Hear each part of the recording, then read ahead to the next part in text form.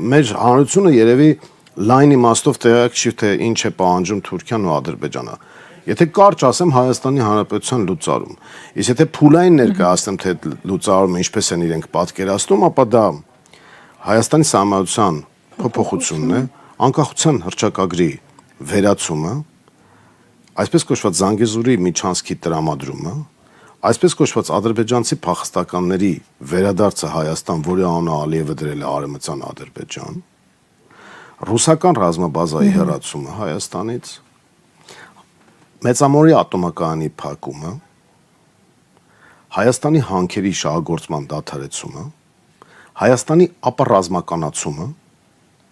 եւ այսպես ասած Հայաստանի դենացիֆիկացիան։ Այսինքն չկա Հայաստան։ Այսինքն չկա Հայաստան։ Սա է։ Այո, եթե դա տեղի ունենա։ Սրա արանքում կա նաեւ ԵԱԿ Միսկի խմբի լուծարում, որ Արցախի հարցը վերջնականապես փակվի, եւ կա նաեւ Հայոց ցեղասպանության միջազգային ճանաչման թեմայի իսպառ վերացում։